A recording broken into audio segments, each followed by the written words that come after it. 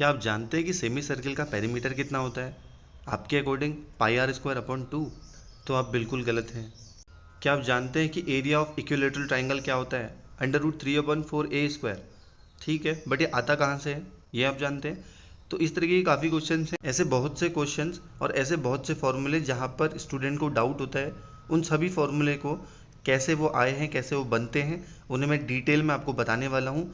ये एक मेंसुरेशन का पार्ट 2 है। अगर आपने पार्ट 1 नहीं देखा है तो इसका लिंक डिस्क्रिप्शन बॉक्स में मैंने दिया है। So hello friend, this is Naveen and you're watching mysmartnotes.com.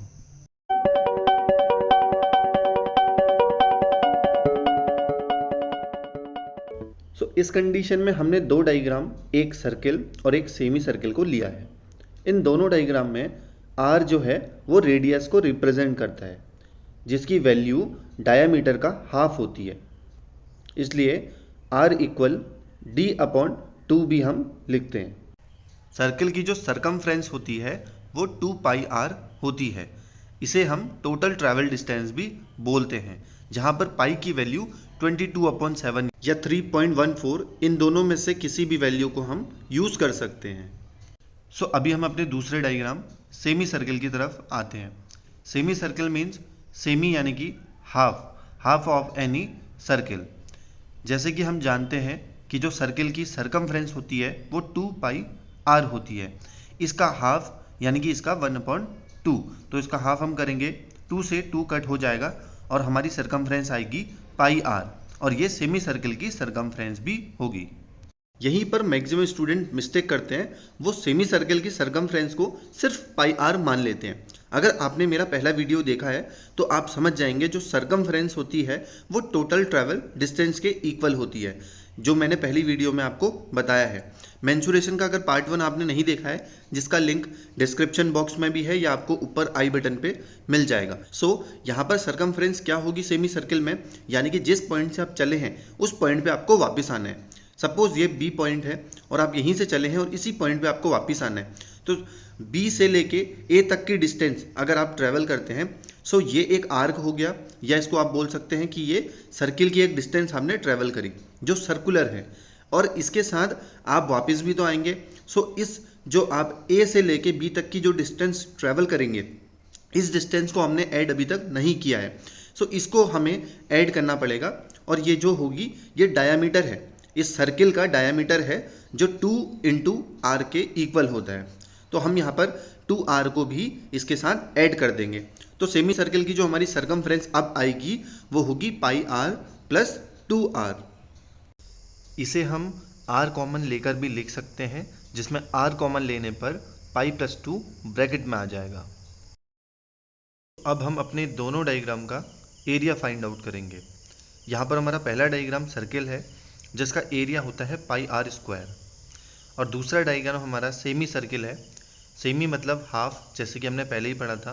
तो सेमी सर्किल का एरिया हो जाएगा हाफ ऑफ πr², यानी कि πr² का अपॉन 2। अभी हम एक नए डायग्राम को पढ़ेंगे जो कि है ट्राइंगल। ट्राइंगल 3 टाइप का होता है। इन तीनों टाइप के पेरीमीटर और एरिया को निकालना हम फाइंड करेंगे। एक यहाँ पर ट्राइंगल है हमारा ABC। अगर इसका हमें पेरीमीटर चाहिए, ये कोई भी ट्राइंगल हो सकता है, तो ये एक बेसिक ट्राइंगल है जिसका पेरीमीटर निकालना है, जो कि होता है सम ऑफ ऑल साइड्स, या बोल सकते हैं कि टोटल ट्रेवल डिस्टेंस। अगर कोई पॉइंट A से B तक गया, B से C और देन C से A तक, तो टोटल ट्रेवल डिस्टेंस या उसका पेरीमीटर हुआ AB + BC + CA। इन तीनों ट्राइंगल का एरिया सेम होता है, यानी कि 1/2 मल्टीप्लाई बेस इंटू हाइट। किसी भी ट्राइंगल की हाइट उसके बेस पर परपेंडिकुलर होती है, जैसे कि यहाँ पर आइसोसीलस में h हाइट है और परपेंडिकुलर राइट एंगल ट्राइंगल में BC बेस पर AB हाइट है। अब हम सबसे पहले अपने आइसोसीलस ट्राइंगल पे आते हैं। आइसो मीन्स दो साइड्स, जिसकी दो साइड्स इक्वल होती है। जैसे ट्राइंगल ABC है, इसकी AB इक्वल AC, दो साइड्स आपस में इक्वल है। ऐसे ही जब दो साइड्स इक्वल होती है तो उनके अपोजिट एंगल भी इक्वल होते हैं, यानी कि angle B equal angle C। अब हम अपने दूसरे डायग्राम इक्विलेटरल ट्राइंगल पे आ जाते हैं। इक्यू मतलब इक्वल और लेटरल मतलब सरफेस, यानी कि जिसकी तीनों साइड्स इक्वल होती है, A B equal B C और बी सी इक्वल सी ए। इसी के साथ इक्विलेटरल ट्राइंगल के तीनों एंगल भी आपस में इक्वल होते हैं, यानी कि angle A equal angle B equal angle C, और ये तीनों एंगल 60 डिग्री के इक्वल होते हैं।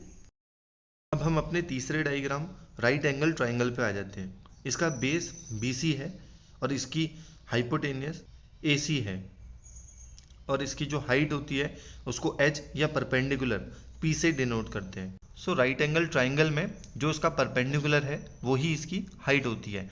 अभी हम पाइथागोरस थ्योरम का यूज़ करके इसकी हाइपोटेनियस को निकालेंगे। सो हाइपोटेनियस का स्क्वायर इक्वल होता है परपेंडिकुलर का स्क्वायर प्लस बेस का स्क्वायर। इसकी हेल्प से हम इस राइट एंगल ट्राइंगल की तीनों साइड को फाइंड आउट कर सकते हैं।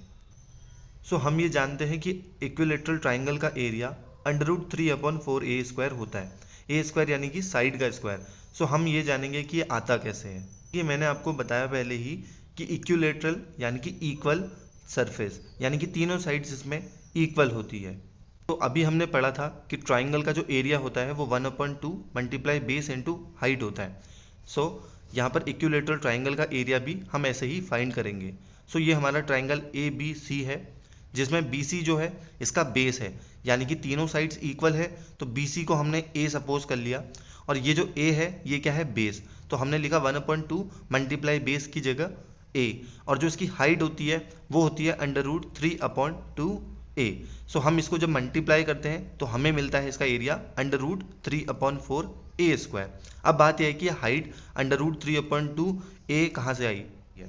सो हमारा एक ट्राइंगल ABC है, इक्विलेटरल है, तो तीनों साइड्स इक्वल है, और इन्हें हमने सपोज किया है कि साइड A है, तो AB A है, BC A है, AC A है।